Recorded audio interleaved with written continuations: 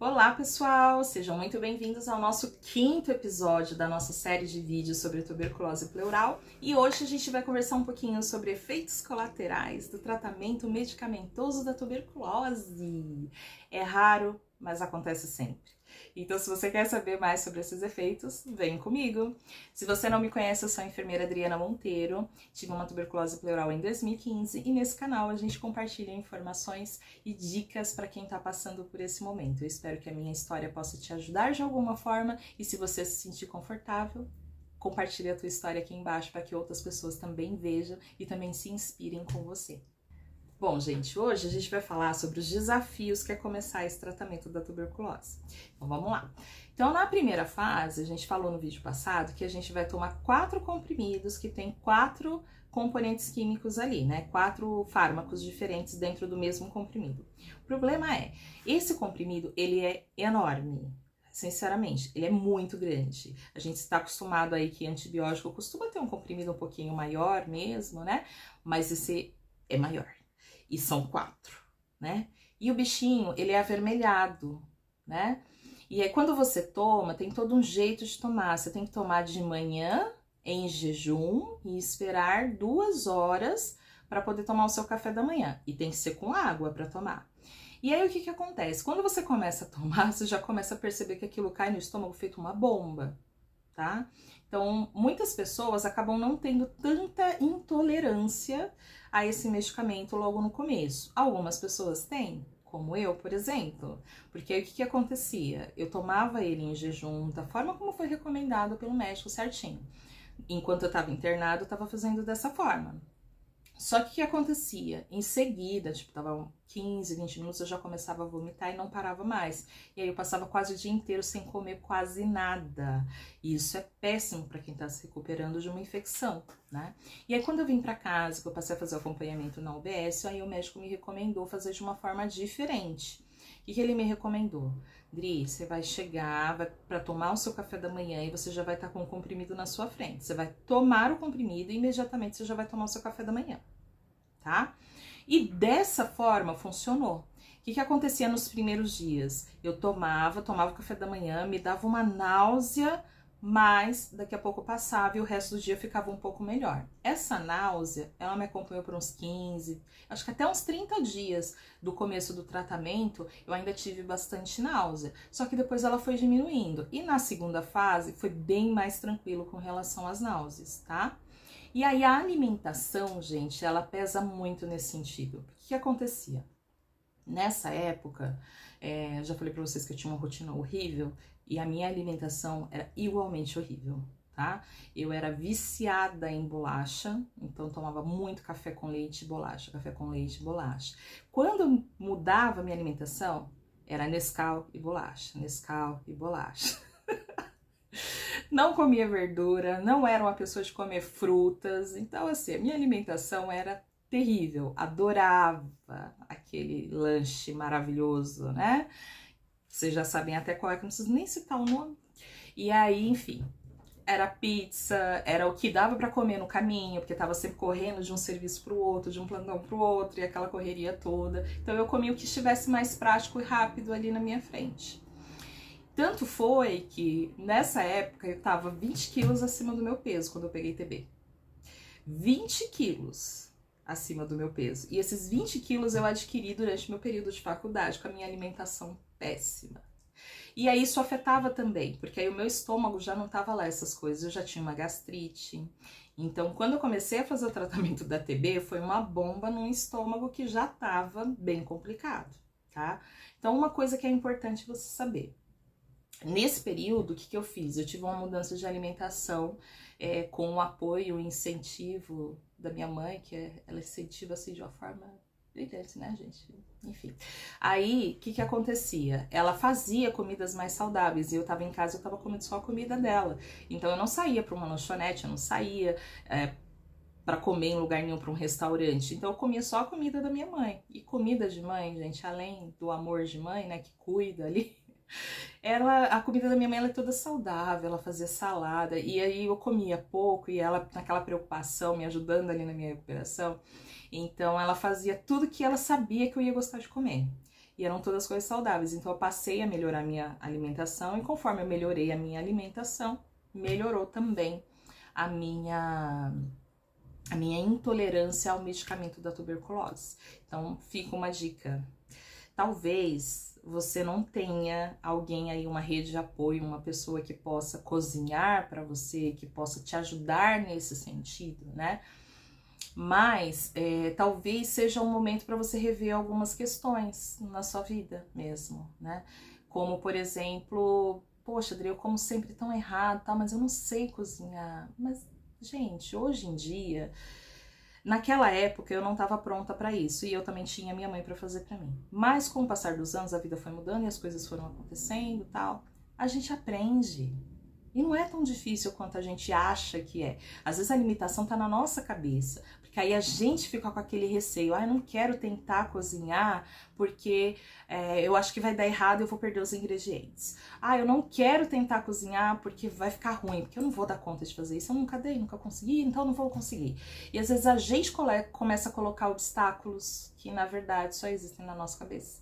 E aí quanto mais você faz, mais você aprende. Você não precisa começar fazendo um risoto de 4 queijos ou coisa elaborada. Começa fazendo o básico, gente. Tem tanto vídeo aqui no YouTube, você já tá em casa, tá de repouso. Começa a investir nisso, a pesquisar, a aprender a cuidar de você mesmo. Cuida de você nesse período. Aprenda métodos e jeitos para você se organizar e cuidar de você. Ah, Adri, mas eu moro sozinho, tal, e aqui não vai valer a pena eu fazer comida porque vai perder. Amigo, existe um negócio chamado congelador, entendeu? Pode ser que você não tenha, assim, tanto gosto por marmita, mas quando você começa a aprender como congela, como descongela, você descobre que a comida fica praticamente igual. E aí, às vezes, você pode pensar em ir por esse caminho, tá? Funcionou pra mim. Não sei se vai funcionar pra você, mas tem uma grande probabilidade, sim, de funcionar pra você, se você se dispuser a pelo menos tentar. Fica a dica. Por exemplo, quando eu comecei o tratamento, uma das coisas que pegava era que, você vai ter que tomar café da manhã. Eu nem tomava café da manhã, gente. Nunca tomava café da manhã. Eu ia direto pro almoço. E água, a gente nem vai entrar nesse assunto. Eu só comecei a tomar mesmo quando eu comecei o tratamento, porque a minha urina ficou muito avermelhada. E aí eu fiquei meio desesperada. Achei que eu tinha, nossa, peguei infecção de urina, aconteceu alguma coisa aqui. E aí eu comecei a tomar bastante água, o que foi ótimo, porque também ajudou na minha recuperação. Então, é uma oportunidade aí da gente rever hábitos e passar a cuidar um pouquinho mais da gente também. E sobre os efeitos colaterais, infelizmente, eles não se resumem a náuseas e vômitos. Infelizmente, a gente tem uma série de outros efeitos colaterais que são descritos aí nos manuais do Ministério da Saúde. Infelizmente, eu desenvolvi vários, mas graças a Deus, todos eles foram dos efeitos colaterais que eles classificam como leves, né? Que tem aí os que são mais graves e os mais leves. Esses que eu tive foram todos um pouco mais leves, mas ainda assim incomodavam pra caramba, né? Então, nos primeiros dias era aquele vômito, aquela náusea e tal, e nos próximos dias foi melhorando? A náusea sim, mas aí começaram os outros. Aí uma das coisas que eu comecei a notar foi, além daquela urina avermelhada, que é normal para quem tá fazendo tratamento de tuberculose, que tá na primeira fase, super normal, gente, isso acontece mesmo, tá? Eu tinha o suor alaranjado, e aí o que acontecia? A tuberculose, ela dá suor noturno, né? E aí eu acordava de manhã, e aí o meu pijama tava suado, mas o suor era alaranjado, tá? E aí eu comecei a notar algumas coisas, e aí a gente precisa ficar atento, né? Uma coisa que você precisa ficar atento, essa parte branca do olho, ela se chama esclera. Se a sua esclera começou a ficar amarelada, vá ao médico, converse com ele, que pode ser que você esteja desenvolvendo uma icterícia, tá? Que é uma alteração do fígado. Então, isso precisa de uma atenção especial. Mas o suor alaranjado, a urina vermelha, já é esperado para o tratamento da tuberculose. Uma outra coisa que eu tive, as minhas unhas ficaram amareladas. Sabe aquelas pessoas já de idade que fumam há muitos anos e que a unha é amarelada? Parecia aquilo, só que era em todas as unhas. Além disso, tem uma outra coisa, a dor articular. Eu tinha bastante dores nas articulações, principalmente nos 2 primeiros meses de tratamento, tá? E a dor que eu mais sentia era a dor do quadril. como eu tive uma drenagem de tórax, eu ficava muito tempo deitada, só que se eu ficasse deitada de barriga para cima, né, no dorsal, que a gente chama, essa falta de ar, ela piorava. Então, eu me sentia mais confortável, mais curvadinha e deitada de lado. Só que acontece que eu fiquei tanto tempo de cama, tanto tempo deitada, que chegou uma hora que o meu quadril tava num estado que eu não aguentava, doía demais o meu quadril do lado direito, que era o lado que eu aguentava ficar deitada. Porque como o lado direito ainda estava bem comprometido, não tinha tanta expansão, o lado esquerdo era o que funcionava melhor, então eu deixava ele livre, e aí eu deitava do lado direito. E aí essa dor demorou um tempo mesmo para sair, até 8 meses depois eu ainda sentia aquela fisgada, aquela pegada mais forte aqui quando eu fazia algum esforço físico, tá? Então a dor articular também é um efeito colateral do tratamento da tuberculose, mas ela pode ser causada também pelo tempo que você fica deitado, tá? Principalmente na mesma posição como eu ficava.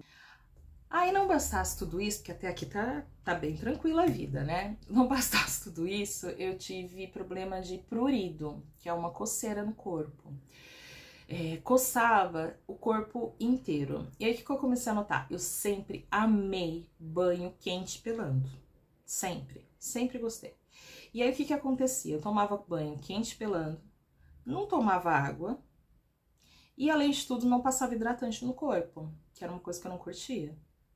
Então, o que acontecia? A minha pele estava extremamente ressecada. Eu estava deitada o dia inteiro, sem beber água, então a minha pele já estava ressecada. Com o tratamento, o que aconteceu? A pele ficou ainda mais ressecada e isso dava uma coceira infernal. Precisei tomar antialérgico por conta dessa coceira no corpo e aí eu tive que fazer algumas adaptações. Então, meu banho de fervendo pelando passou a ser quente, porque frio realmente não ia rolar. E aí ele passou a ser um banho quente para morno. E eu passei a utilizar óleo corporal durante o banho. Então, terminou de tomar o banho, passa o óleo corporal e dá uma enxaguada de leve ali embaixo do chuveiro, passa a toalha e acabou. Isso já dava uma hidratada boa no corpo. E aí, por cima, eu ainda passava um hidratante. Então, a pele mais hidratada e eu tomando mais água, passou a coçar menos. E foi assim que eu lidei com esse problema. Nessa época que eu tava fazendo tratamento da TB, eu já sofria com uma enxaqueca que era o ó. E aí o que aconteceu? Aumentou a frequência das dores de cabeça que eu tinha, mas era uma dor de cabeça diferente, porque a dor de cabeça da enxaqueca você costuma ter, eu pelo menos costumo ter, né, fotofobia, então a luz incomoda bastante, né, um cheiro de perfume, um cheiro mais forte, qualquer coisa incomodava. E essa não, era uma dor como se fosse uma pressão. Parece um pouco dor de cabeça de pressão alta, não sei se você já teve e tal, mas é uma dor como se fosse uma pressão. E aí ela aumentou a frequência. Então, por exemplo, de 30 dias do mês, eu tinha dor de cabeça em 20, 25 dias. Era quase todo dia. Então, foi uma época em que eu tomava analgésico diariamente. Porque ou eu tava com dor de cabeça, ou eu tava com dor nas articulações, eu tava com dor no tórax, ou eu tava com dor na região do dreno. Em algum lugar sempre tava doendo. Pensa numa fase difícil. Mas passa, gente. Passou, graças a Deus. E a sua também vai passar, não desanima não. Esse vídeo não é pra te desanimar, é pra te dizer que mesmo que você esteja passando por tudo isso, você vai vencer, você vai conseguir. Eu venci, você também vai, desde que você esteja disposto a manter o seu tratamento direitinho até o final. Vou bater nessa tecla de novo, vou repetir de novo, pra você não desistir. E aí, tem um último efeito colateral que eu queria falar com vocês, que é a ansiedade, tá? A ansiedade, eu nunca fui uma pessoa assim de ter crises de ansiedade, não que eu notasse pelo menos, mas eu sempre fui uma pessoa muito dinâmica, pra ser gentil comigo, né, mas eu era mais workaholic aí, né, eu trabalhava assim numa rotina muito doida e eu gostava dessa rotina de trabalhar demais. Então, quando de uma hora para outra, se você viu aqui o vídeo de como foi o meu diagnóstico, você vai ver que quando eu passei mal no primeiro dia, eu tava trabalhando, eu tava vindo de um plantão de 24 horas, tal, ia fazer 36. E aí, nesse dia, eu fui da pessoa que estava fazendo um plantão de 36 horas em 2 empregos para uma pessoa que ia ficar de repouso, acamada, que precisou de uma drenagem de tórax e já ficou acamada de novo. Então foi uma mudança muito drástica na minha vida. E aquilo me trouxe muitas angústias. Eu pensava como que eu ia fazer com a minha carreira. Eu pensava, meu Deus, eu estudei tanto, Senhor. Agora que eu me formei, eu não vou poder trabalhar. E será que eu vou conseguir manter o meu emprego? Como que vai ser isso? Tal, aquilo me trazia muitas ansiedades, muitas dúvidas. Trabalhar no SAMU sempre foi o sonho da minha vida. Então, quando eu me formei enfermeira, eu queria muito, muito mesmo, exercer a minha profissão como enfermeira do SAMU. E eu notava que, com o estado físico que eu estava naquele momento, isso parecia uma realidade cada vez mais distante, né? Era algo que tinha muitas chances de eu não conseguir voltar a fazer. E isso me preocupava porque era o meu propósito de vida, foi onde eu me encontrei, né? A minha profissão era extremamente importante para mim. E mas ali eu tinha muito medo de não me reencontrar profissionalmente por conta das sequelas que eu pudesse ou não desenvolver. Então, para mim foi um momento muito difícil e foi aí que pegou a ansiedade para mim. Então, sim, o medicamento pode trazer ansiedade e às vezes o nosso emocional, vocês veem que já faz tempo, né, gente? Faz 9 anos. E quando eu lembro, eu ainda penso em quanto eu sofri naquela época. Quanto eu tinha medo naquela época de que as coisas não voltassem a ser como antes. Por isso que quando eu resolvi retomar agora esse canal, eu falei, gente, eu tenho que pagar essa dívida. Porque eu tinha comentado nos vídeos atrás que eu ia trazer para vocês de volta os vídeos que a gente perdeu, né? Por quê? Porque eu sei que ajuda pessoas que às vezes você tá passando pela mesma situação e você quer conversar com alguém, você não conhece ninguém que passou por isso. Então o objetivo desse vídeo é justamente que você consiga entender que é uma tempestade gigantesca, que parece que nunca vai acabar, que parece que vai mudar a sua vida inteira, mas que você só precisa manter a calma, respirar, que as coisas vão se organizar de volta e vai tudo para o devido lugar, né? Mas naquela época, pelo medicamento e por tudo que estava acontecendo, eu fiquei uma pessoa extremamente ansiosa. Eu lembro que isso pra mim ficou muito claro quando teve um dia que eu acordei.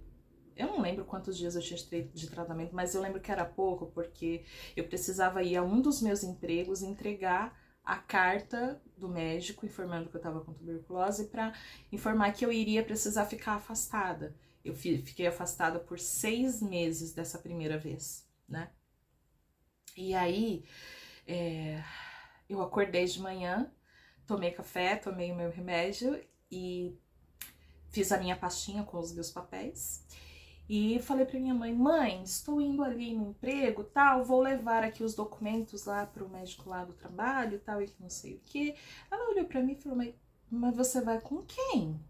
Eu falei, mas eu sozinha, como assim? Ela, mas Adriana, você não pode.